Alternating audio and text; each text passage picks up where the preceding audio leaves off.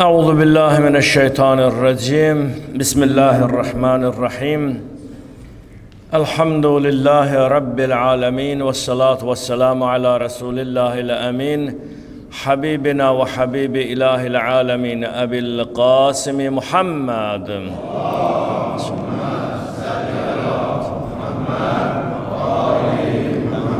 واللعن الدائم على أعدائهم أجمعين من الآن إلى قيام يوم الدين رب اشرح لي صدري ويسر لي أمري واحلل عقدة من لساني يفقه قولي صدق الله العلي العظيم أما بعد يا عباد الله أوصيكم ونفسي بتقوى الله واتباع أمره ونهyi hoş gördük aziz müminə bacılarım ve mümin kardeşlerim.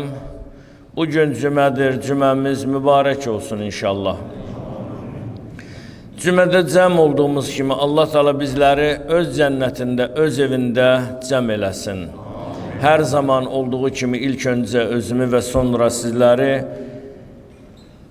ilahi təqvaya riayət etməyə dəvət edirəm. Allahın əmrində möhkəm olaq. Allahın halalın halal, haramın özümüz üçün və gələcək nəslimiz üçün əbədi haram bilək. Bugünkü danışdığım xütbəm Allahla qul arasında olan bir mənəvi bağlılıq, sevgi və ilahi rəhmət. Görək bu nə qədər insanların qəlbində yer tutur və nə qədər insanın Allaha olan sevgisi var və bunun da bariz nümunəsi Quran-ı Kərimdir və Quran-ı Kərim bu barədə bizə hansı mesajları və məlumatları xəbər verir. İlk öncə Ali İmran surəsinin 92-ci ayəsini nəzərinizə çatdırmaq istəyirəm. Allah Teala Quran-ı Kərimdə buyurur Ali İmran surəsinin 92-ci ayəsində Bismillahirrahmanirrahim Lən tənalul birrə hatta tunfiqu mimma tuhibbun və ma tunfiqu min şey fe innallah bihi alim. Sadaqallahul aliyyul azim. Allah Teala buyurur ki, sevdiyiniz şeylərdən Allah yolunda sərf etməyincə əsla yaxşılığa, savaba nail ola bilməzsiniz. Nə xərclədiyinizi Allah daha da gözəl bilir. Siz nə Allah yolunda xərc edirsiniz, ürəklə, canı dildən, istəklə, Allah da etdiyiniz hər bir şeydən xəbərdardır. Bu ayənin çox dərin düşündürücü mənaları var. Və bu bütün zamanlara öz mesajını, xəttini ötürür. Allah Teala bizdən artıq qalanı yox, sevdiyimizdən verməyini istəyir. Ola bilər ki, bir insanın artıq bir əşyası qalıb, o artıq əşya heç kəsə lazım deyil, atılmışdır. Evvə də bir nəfər gəlir, səndən bir şey istəyir. Sən də evdə müzakirə edirsən ki, onsuzdur mən bunu atmışam qalıb, bu mənə lazım deyil. Atdığın, sənə lazım olmayan, o qalan illərlə rəfdə qalır, taxta qalır, bağçada qalır, boğçada qalır, bilmirəm. O qalan şeylər nə vardısa onu ehtiyacı olan insanlara verirsən. Allah deyir, onun savabı yoxdur. Onun dəyəri yoxdur. Ayə belə deyir. Allah yolunda verdiyin şeyin qiyməti onun maddi dəyəri ilə ölçülmür. Onu verərkən qəlbində hansı hisslərini keçirdiyini Allah qəbul edir. Ola bilər ki, bir insan ucuz bir şey verir, amma sevdiyi bir şey verir. Könüllə, canı dildən o əmanəti və yaxud o əşyanı ona təqdim edir. Məsələn, bizim cəmiyyətimizdə belə bir halla mən çox rastlaşmışam. Yəqin ki, bunun da bariz hal şahidləri, nümunələri siz ola bilərsiniz bəziləriniz. Bir adam çox möhtacdır, ehtiyacı var, gəlir bir adamdan pul istəyir. Nəsə bir şey istəyir. O da deyir ki, yaxşı, mən sənə bu əmanəti verəcəyəm. Bu əmanəti verəcəyəm. Amma səninlə şərtim var. Bu əmanəti verirəm, üstündə mənə filan qədər də pul verməlisən. Amma faiz deyil ha. Özün də sığortalamaqdan ötəridir, faiz deyil ha. Sadəcə sənin müşkülün var, sıxıntın var, çətinliyin var və mən də sənin dərdinə şərik olam. Mən sənə 100 manat verirəm, amma bir aydan sonra bu 100 manatı qaytaranda üstündə 20 manat olacaq. Misal üçün 10 manat olacaq. Deməli, o qədər minnət qoyur bu pul verənə, pul alan. Xəcalətindən bilmir neynəsin, amma məcburdur o pulu alacaq. Amma adı da qoyur, yox, bu faiz deyil, mən sənə hörmət eləyirəm. Sənin etdiyin hörmətin nə dəyəri oldu? Həm Allah qatında, həm insan qatında. Elə et ki, bizdə bir söz var idi, nənələr, babalar deyərdilər, deyir ki, sağ əlin verdiyini, sol əlin xəbəri olmamalıdır. Yəni, sən bu etdiyin, bu yaxşılıqları elə etməlisən ki, o hissi ancaq sən və o adam hiss eləməlidir. Sən də canı dildən verməlisən, Allaha görə verməlisən. Sənin hansı hisslər keçirdiyi Allah bilir. Onu ürəklə ver ki, Allah təala buyurur, sənin sevdiyin şeyləri verə bilirsənsə, bu sənin ən böyük şəxsiyyət formalaşmağındır. Sənin ən böyük kişiliyindir, ən böyük ləyaqətindir, ən böyük şəxsiyyətindir. Mən hər zaman deyirəm, bir nəfər küçədə yolda gəlir, bilirsən, möhtacdır. Əlvi salırsan cibivə. Harda əzilmiş, parçalanmış, dağılmış, didilmiş o 1 manat var, 50 qəpik də dağılmış olsun, onu da verərdin. Axı sənin cibində 1 manatdan da çox böyük pullar var. Ən istədiyin pul nədirsə, çıxart deyinə, bunu mən Allahım sənə görə verirəm. Gör onun mükafatını Allah 10 qat necə verəcək. Bunu Quran deyir, bunu mən demirəm. Bir yaxşılığın 10 qat mükafatını Quran deyir, mən sənə verəcəyəm. Deməli, nəticə etibarı ilə hansı hisslər keçirdiyimizi Allah bilir və biz də bilməliyik ki, tərəfə biz hansı yardımı və hansı köməyi etməliyik Allaha xatir, Allah rızası üçün. Biraz bu fikirdə mən dayanmaq istəyirəm. Və özümüzə bir dənə sual verək. Mən Allah üçün bu günə qədər nədən keçdim? Yaşımız kifayət qədər var. Kifayət qədər burada hərəsinin statusu var. Bugün cümə günündə bir sual verək özümüzə. Bu yaşıma qədər, bu günə qədər mən Allah üçün nə etdim? Allah üçün nədən keçə bildim? Vaxtındanmı? Rahatçılığındanmı? Kin-kudurətinnənmi?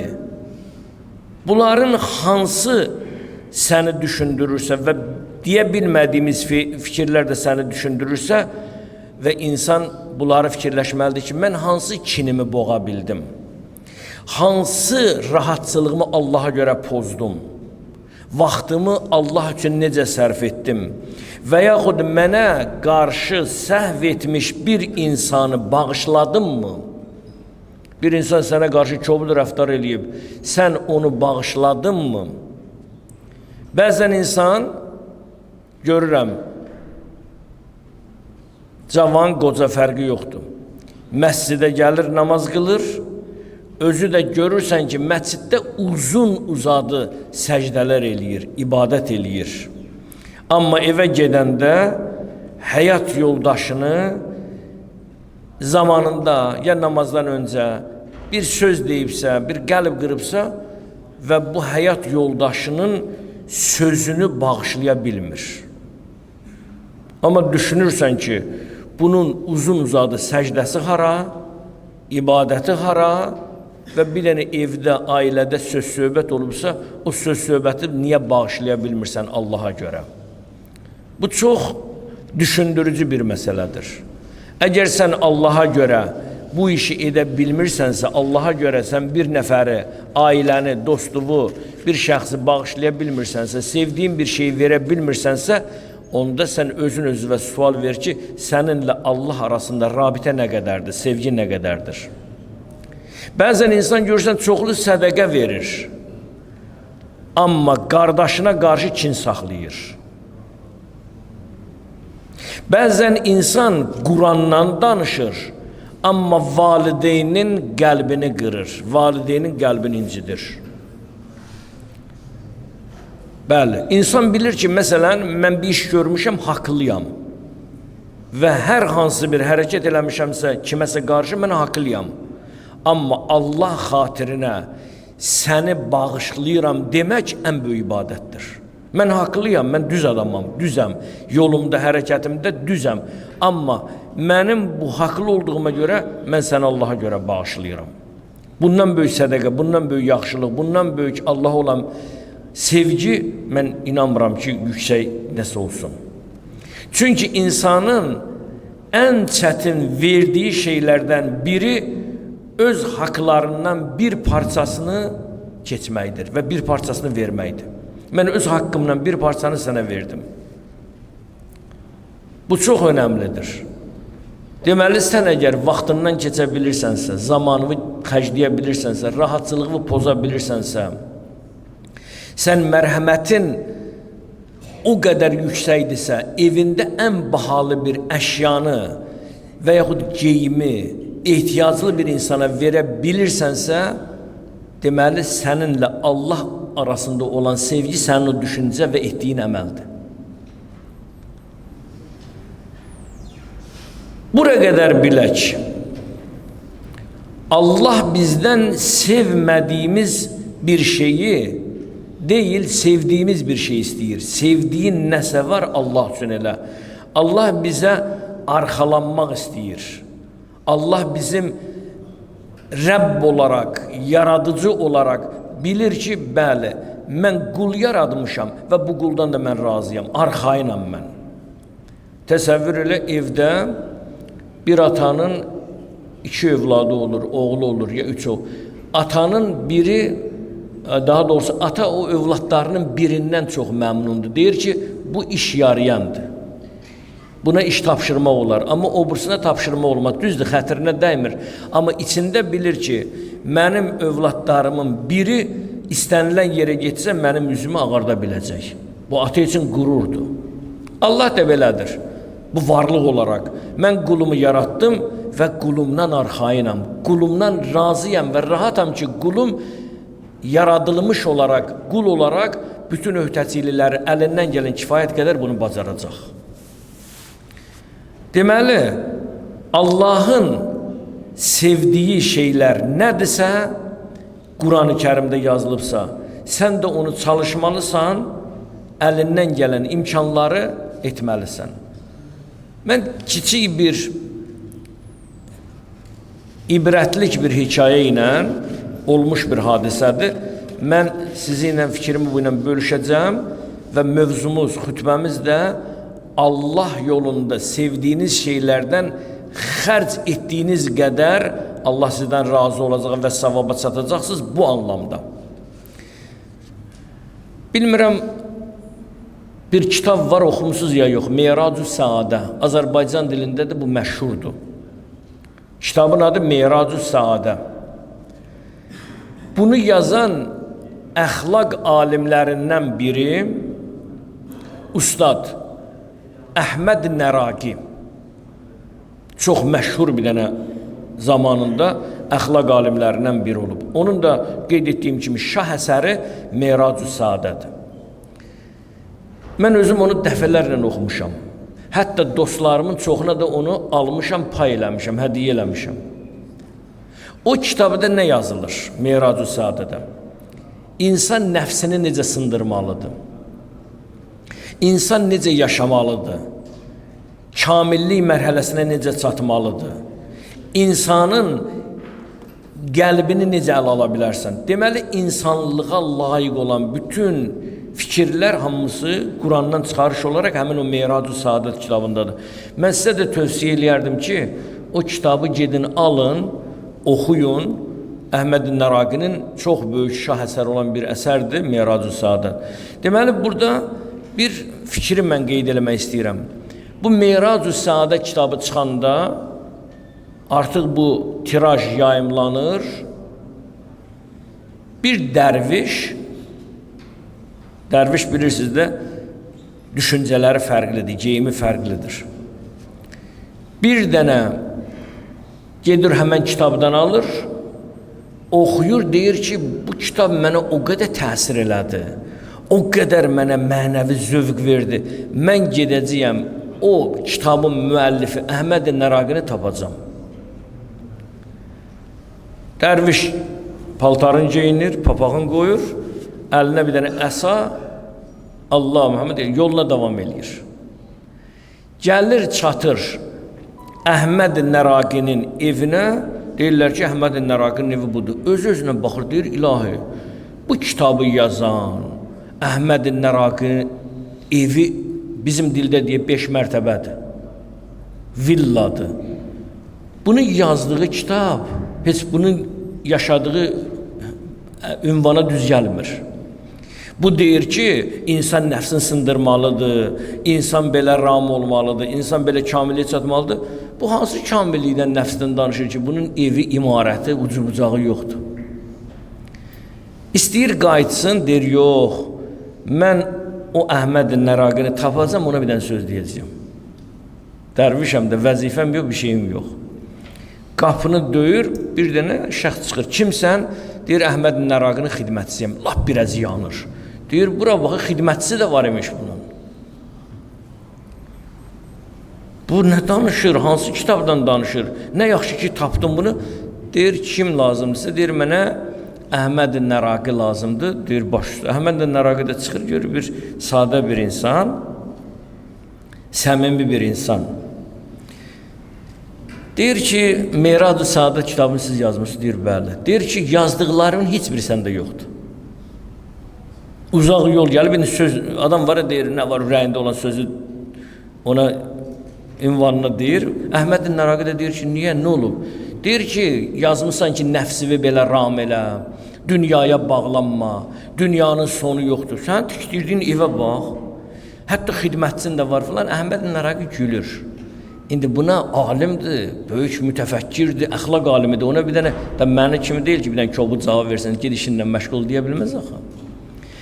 Əhməd Nəraqi ona deyir ki, dünyada sən ən çox sevdiyin şey nədir? Dünyada nəyi çox sevirsən? Dedim, mən dünyada Kərbalaya getməyi çox sevirəm. Mən Həzrət Əliyə aşiqam. Dedi, çox aşiqsən, dedi ki, varlığımı qoyaram onun yolunda. Dedi, Allah, Muhammed yani getdik. Getdik Kərbalaya. Heç bir söz demədən Əhməd Nəraqi yola davam edir. Bu dərviş də baxır, görür ki, bu heç azuqa götürmədi, səfər tədarüşü götürmədi falan. Bunlar elə biraz yol getmişdi, tutur Əhməd Nəraqinin əlini. Deyir ki, ustad, mənim papağım qaldı sizdə. Mənim papağım qaldı sizdə. Dedi ki, nə olsun? Dedi, o olsun ki, mən papağımı götürüm, səfərimizə davam eləyək. Əhməd Nəraqi deyir ki, bir dəqiqə deyən, bayaqdan nə məni danlaq vurursan, mənə töhmət vurursan, kitabı yazanın evinə bax, ailəsinə bax, şəraitinə bax, xidmətçilərinə bax. Mən böyük bir evi açıq qoyub gedirəm. Heç bir dönüb geri də baxmıram. Amma sən bir də papağının dalıcan qayıdırsan. İndi bax gör, dünya pərəstsənsən ya mən, deyir dərviş başını salır aşağı, deyir ki, mən səhv eləmişəm. Dedi, sən bir dənə papağın dalıcan qaçırsan. Mən isə böyük bir milyardlarla belə deyək, evi qoymuşam, heç bir ev haqqında, yaşayışım haqqında düşünmürəm, yoluma davam edirəm. Dərvişə anladır ki, sən dünyanın içində ola bilərsən. Əsl dəyər odur ki, əlində olanlara çox bağlanmasın. Sən bir dənə papağa bağlanmısan. Ona görə insan gördüyü kimi bəzən deyil. İnsanlar var, görmüşəm, həyatda tanıdığım adamlar var ki, Allaha görə öz əlavə bir evi olub. Mən 15-20 il bundan əvvəl mən bir nəfəri tanıyıram, adını da çəkmək istəmirəm. Bir nəfər möhtac idi, borcun içində idi, xərcin içində idi. Öz əlavə evini o adamın adına keçirtdi. Bax, budur Allah yolunda sevdiyiniz şeyləri Allah yolunda sərf etdikcə Allah onun mükafatını, savabını, dəyərini sizə bəxş eləyir, həm bu dünyada, həm axirətdə. Çünki dünyaya və bu varlıq aləminə çox bağlanmaq olmaz. Bağlandığımız varlıq Allahdır, sevdiyimiz Allahdır. Nə qədər seviriksə, biz həyatımızda da onu o cür tətbiq edə biləcəyik. Allahın verən Muhammed Ali Muhammedin xatirinə Allah gələn günlərimizi xeyir eləsin. Aqibətimizi xeyirli eləsin. Allah bizi heç kəsin qarşısında möhtac eləməsin. Allah Teala xəstələrimizə acil şəfalar versin. Allahın verən Muhammed Ali Muhammedin xatirinə keçən cümədən bu cümləyə qədər nə qədər bizim xəstələrimiz var. O cümlədən bizim hələ qardaşımız, hakim qardaşımızın doğması, əzizi xəstədir, çətin vəziyyətdədir. Allah bu cümənin xatirinə xəstəmizə acil şəfalar versin. Allah Teala eyni zamanda bizim əzizlərimiz, doğmalarımız nə qədər xəstəxanada, ev şəraitində müalicə alırlar, onlar hamısı məndən dua istəyib və el duası istəyib. O cümlədən biri də mənim bacım da hər zaman dua eləyirəm. Allahım Muhammed Ali Muhammedə xatir bacımızı və qardaşımız da əməliyyatdan çıxıb və digər xəstələrimizə Allah Teala acil şəfa versin inşallah. Allah Hacı Türbət xanımı, anamızı, əzizimizi gələn cümədə bir xoş xəbər eşidək ki, tam xəstəlikləri inşallah şəfa tapıb. Eyni zamanda bizim elə Eynullah qardaşımız, əzizimiz və hakim qardaşımızın doğması və ola bilər ki, bəzən insanlar bura mənə yaxınlaşıb deyə bilmirlər. Kimin ürəyində nə hacət və istəklər varsa İmam Zamanın əli ilə Allah onlara acil şəfalar versin. Borcu olanların borclarını əda eləsin. Allah Teala sıxıntısı olan, çətinliyi olan onların sıxıntıları və çətinliklərini asanlaşdırsın. Uzaqdan, yaxından cümə namazına cəm olanların Allah Teala qədəmlərini bərəkətli eləsin. Ərbəin ziyarətindən dostlar, qardaşlar, əzizlərimiz gəldilər, bugün bizlərlə bir yerdədirlər. Ya Rabbim, onları da müvəffəq elə. Övladı olmayanlar övlad lütf elə. İlahi, Azərbaycanımızı, bayrağımızı uca elə. Bayrağımızı dünya bayraqları içində uca elə. Şəhidlərimizin ruhlarını bizə duası elə. Allah Teala dünyanın hər yerində müsəlman var, la ilahə illallah deyənlər var, bir-birinə mehriban elə. Və eyni zamanda Azərbaycan hududlarından kənarda yaşayan doğmalarımızı qoru. Və bizim qonaqlarımız var burada, Azərbaycana qonaq gəliblər, müsafirdirlər. Allah Teala o müsafirlərimizi də, qonaqlarımızı da salamat eləsin inşallah. Bismillahirrahmanirrahim. Qul huvallahu ahad, Allahu səməd. Ləm yəlid və ləm yulad və ləm yekullahu kufuven ahad. Salavat zikr eləyək.